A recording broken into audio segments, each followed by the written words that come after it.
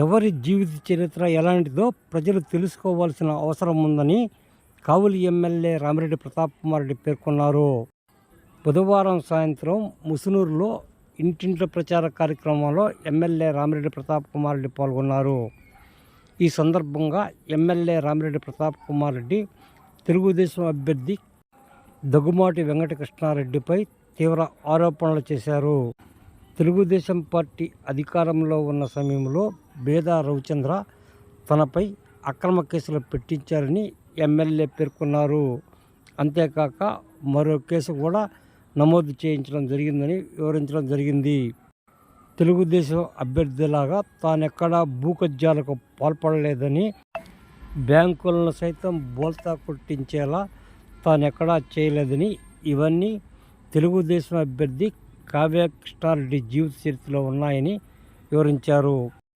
ఈ కార్యక్రమంలో కేతిరెడ్డి జగదీశ్వరరెడ్డితో పాటు వైసీపీ నేతలు పాల్గొన్నారు.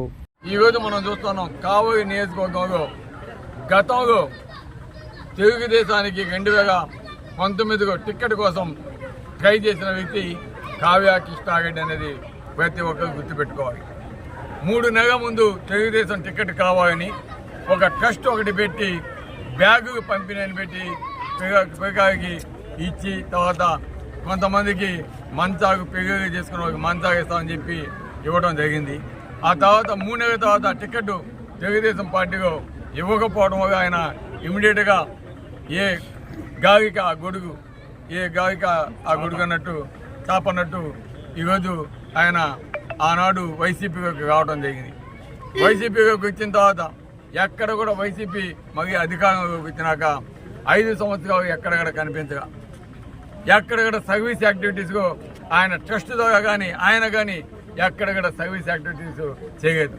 ఆ తర్వాత మళ్ళీ ఎలక్షన్స్ వస్తున్నాయంటే 6 నెలల ముందు వైసీపీ టికెట్ కోసం ఉదయగిరికి ట్రై చేస్తే జగన్మోహన్ రెడ్డి గారు ఆయన గురించి ఆరా తీసి ఆయన ఎటువంటి వ్యక్తి, నమ్మదగిన వ్యక్తి లేదా డూప్ షో చేసే వ్యక్తి అని వేమిరెడ్డి ప్రభాకర్ రెడ్డి గారిని అడగడం జరిగింది.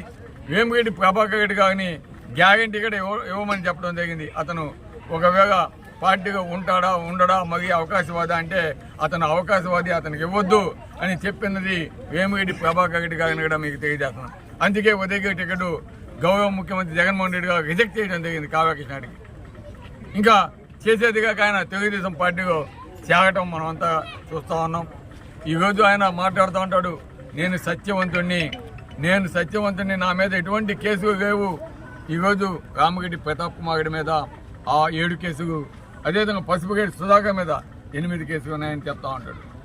ఈరోజు ప్రజలందరూ తెలుసు 6 కేసులు తెలుగుదేశం ప్రభుత్వం అధికారంలోకి 2014లో వచ్చిన తర్వాత 2 సంవత్సరాల తర్వాత నా మీద కావాలని నా పేరు జాయిన్ చేసి నన్ను కేసులు ఎక్కించిన మాట వాస్తవం. అది పెట్టింది కూడా బేదా రవిచంద్ర, ఆనాడు తెలుగుదేశం పార్టీగా ఉన్న మా బేదా మస్తాన్ రావు అనేది కూడా తెలియజేస్తా ఉన్నాను. ఈరోజు 7వ కేసు ప్రచారం కోసం 2014లో మన రైల్వే రోడ్డు అని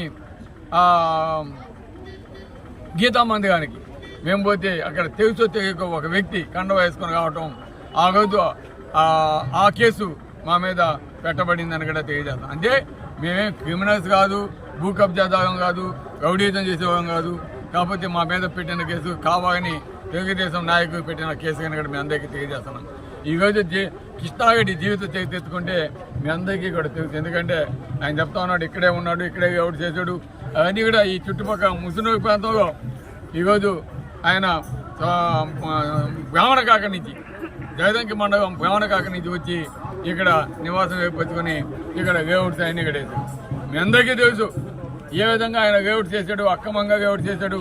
అదేవిధంగా అనేక సైట్స్ అమ్మేసినవి మరి కొన్ని బ్యాంకులు మార్టిగేజ్ పెట్టి బ్యాంకుని మోసం చేసిన పరిస్థితి మీకు తెలుసు.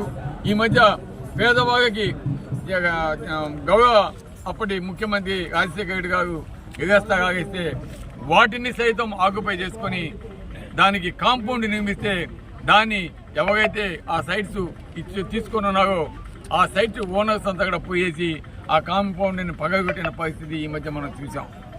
అంతేకాదు ఆ 52 ఎకరాలు ఆయన పక్కన ఉన్న ప్రదేశంలో ఈడ ముసునూరు కానుకొని ఉన్న ప్రదేశంలో 52 ఎకరాలు కొంటే దాంట్లో 12 ఎకరాలు ప్రభుత్వ భూమి ఉంటే దానికి కాంపౌండ్ ఇచ్చిన వ్యక్తి కావ్య కృష్ణారెడ్డి అనేది కూడా గుర్తుపెట్టుకోవాలి. అంతేకాదు ఈరోజు గుడిని కూడా బతకడు. చెంగాగమ్మ గుడి సూర్యు పెట్టో దాదాపు ఆయన 15 ఎకరాలు వేవట్టు అనాథగతిగా చెరువు నది కాలువ పక్కన వేస్తే దానికి నేషనల్ గ్రీన్ ట్రిబ్యునల్ ప్రకారం కొంత డిస్టెన్స్ వదలాల్సింది. అటు కాకుండా మొత్తం వేవట్టేసి ఈరోజు ఇవ్వడం వల్ల అక్కడ సైట్స్ కొన్న వాళ్ళంతా కూడా ఆయన మీద కేసులు పెట్టడం, ఈరోజు ఆయన చీటింగ్ చేసేటని చెప్పడం, ఇవన్నీ కూడా ప్రతి ఒక్కరికి తెలుసు. చేసి ఆ గుడి ప్రాపర్టీస్ని ఈరోజు బ్యాంకుగా పెట్టి బ్యాంకును మోసం చేసిన వ్యక్తి కావ్య కృష్ణారెడ్డి అనేది కూడా ప్రజలంతా కూడా గమనించుకోవాలి.